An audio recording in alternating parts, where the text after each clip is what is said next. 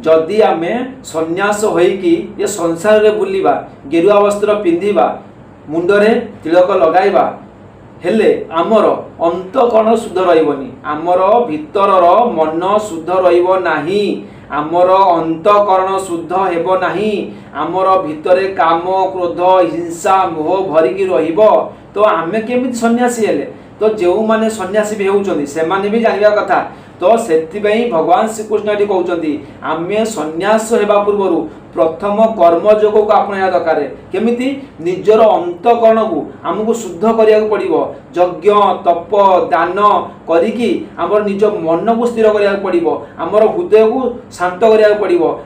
नमस्कार जय जगन्नाथ शुभ सकाळ समस्त को बंधु माने आज आमे गीता ज्ञान आरंभ करिबा तो आजिर गीतार आमे कौन पढ़िबा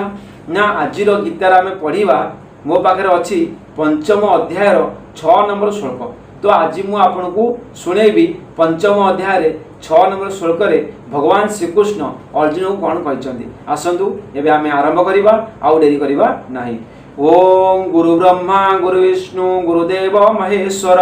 गुरु साक्षात् परम ब्रह्म तस्मै श्री गुरवे नमः। ओम गुरुदेवाय नमः। देखो 6 नंबर श्लोक रे कौन लिखा है संन्यासस्तु महाबाहु दुखमाप्तु मजोगतः योगयुक्त मुनिर्ब्रह्म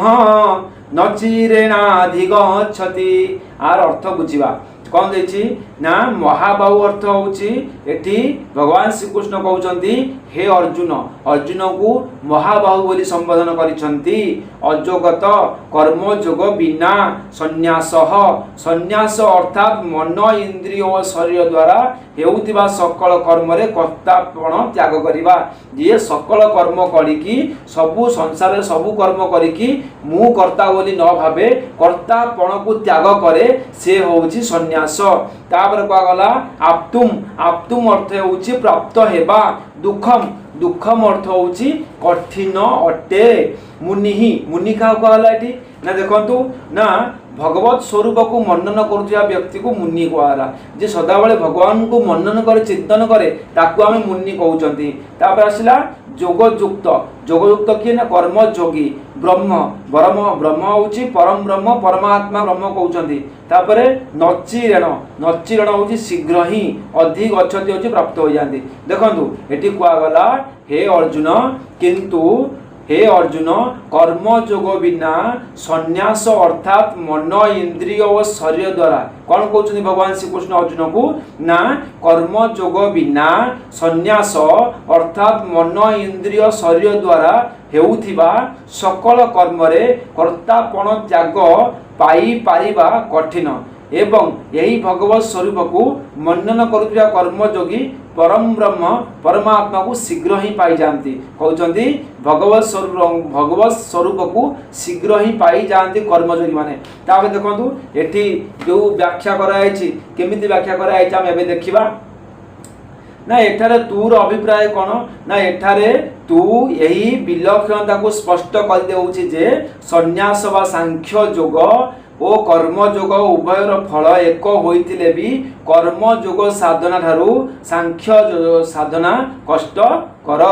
एठारे अर्जुन को महाबाहु बोली कहीं कहुई ना जार बाहु महान ताकू महाबाहु बोली कहती भाई और मित्र को मध्य बाहु बोली कहा जाए। अतएव एपरी संबोधन द्वारा भगवान जो भाव व्यक्ति करी अर्जुन को उत्साहित करुछंती ताहा हेला तुमर भाई युधिष्ठिर महान धर्मात्मा एवं तुमर मित्र साक्षात मु परमेश्वर तेणु तुमर आउ चिंता कौन तुम पाई तो सकल प्रकार सुविधा रही कौन कहते ना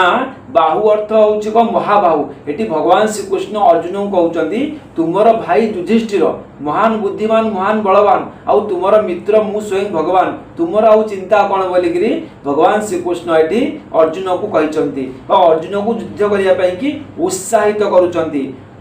जदि आउ गोटे प्रश्न आसला जदि सांख्य योग और कर्म योग दुईटी भिन्न भिन्न मार्ग तेबे एठारे किपरि कुहा जाइछि जे कर्म योग बिना संन्यास पाइबा कठिन जदि सांख्य योग और कर्म योग दुईटी भिन्न भिन्न तेला आमे केमिति कहि परिबा जे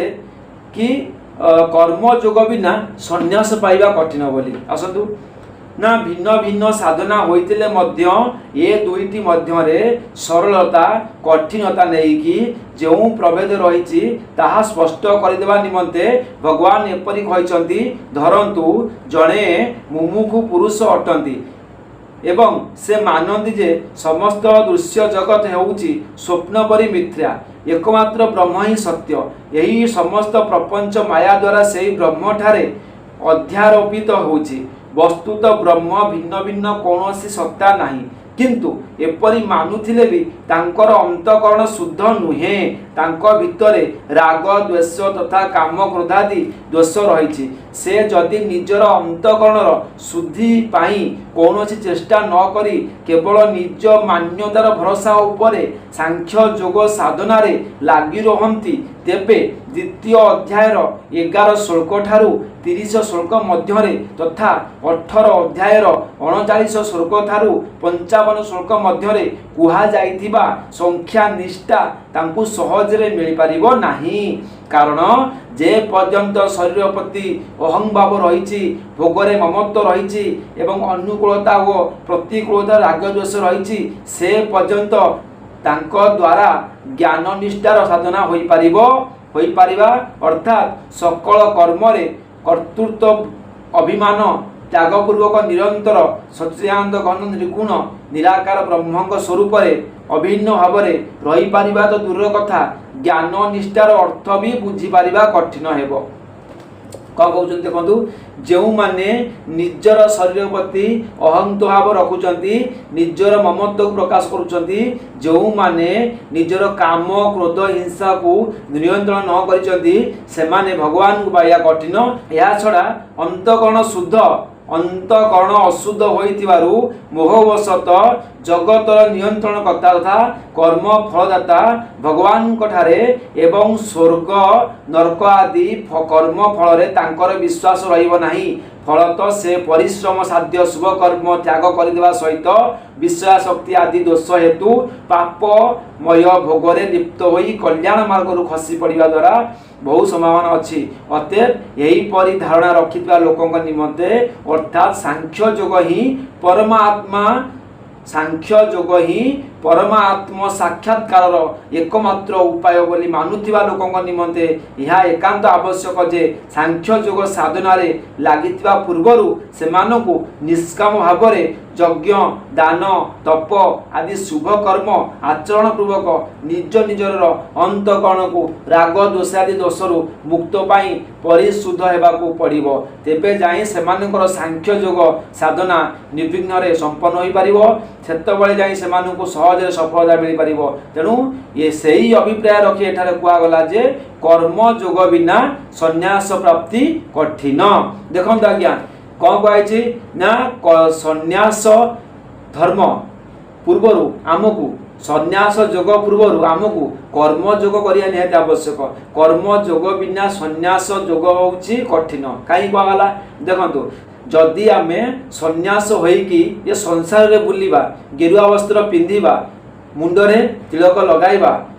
हेले आमर अंतकरण शुद्ध रहिबनी आमर भितरर मन शुद्ध रहिबो नाही आमर अंतकरण शुद्ध हेबो नाही आमर भितरे काम क्रोध हिंसा मोह भरिकी रहिबो तो आमे केमिति सन्यासी हेले तो जो माने सन्यासी भी होउचंदी से माने भी जानिबा कथा तो सेतिबई भगवान श्री कृष्ण एठी कहउचंदी आमे सन्यास हेबा पूर्वरु प्रथम कर्म योग को अपनाया दरकार केमिति निजर अंतकरण को आमको शुद्ध करिया पड़िबो यज्ञ तप दान करिकी हमर निज मन को स्थिर करिया पड़िबो हमर हृदय को शांत करिया पड़िबो काम क्रोध हिंसा को नष्ट करिया पड़िबो तेबे जाई कि हम सन्यास होई परिबा किंतु आमे कोन करूचंती निजर अंतकरण को शुद्ध न करिकी आमे सन्यासी हे जाउचंती जा फल रे कि पर मुहूर्त रे आमे को झियो बो को अनौचंती कोडी चोरी करूचंती मद पिउचंती आ धरा पड़ी कि बहे माड खाउचंती जेल जाउचंती एया होउची आज्ञा तेनु करी भगवान श्री कृष्ण एठी कहउचंती निजर अंतकरण शुद्ध करसाला परे जाईकी सन्यासीटा सहज ताबे देखंतु एठारे कहा पई मुनि कहा जायछि ना जो मनुष्य सबु किछि भगवान कर बोली बुझी सिद्धि असिद्धि रे समभाव रखंती आसक्ति और फल इच्छा त्याग करिकी भगवदा ज्ञान अनुसार समस्त कर्तव्य कर्म आचरण करती एवं श्रद्धा पूर्वक नाम गुण और प्रभाव सहित भगवान स्वरूप को चिंतन करती सही भक्तियुक्त कर्मयोगी मुनि विशेष सहित जोगयुक्त प्रयोग कराई। एठारे कर्मयोगी भगवान को दयारु परमार्थ ज्ञान द्वारा शीघ्र ही परम ब्रह्म परमात्मा को प्राप्त हो जाए। देखो आज्ञा कौन कहला गीतार कहुई आज्ञा जी कर्मयोगी से जल्दी परमात्मा को प्राप्त हो जाए ज्ञान योगी ठारू केमिति ना जे संसार रही भगवान को प्रार्थना करुच्ची निजर कर्म करुच्ची आ समस्त फल त्याग कर दउची से ही जल्दी भगवान को प्राप्ति हेबो। तो ये कहगला गोटे मनुष्य यदि निजर समस्त कर्म फल को त्याग करिकी निष्काम भाव में कर्म करिवो भगवान को मंदन करिवो भगवान को चिंतन करिवो भगवत कथा को प्रकाश करिवो सही व्यक्ति जाइकी मुनि भाव में परिचित होई पारिबो। देखंतु आज आम गीता केन्द्र सुंदर भाव में पढ़ुथिले तो केमिति आम निजर अंतःकरण को शुद्ध करवा। तो आज तो आमको समय ऐसा कलानी ये विदाय नवा रही आज्ञा। श्रीराम जय राम जय जय राम।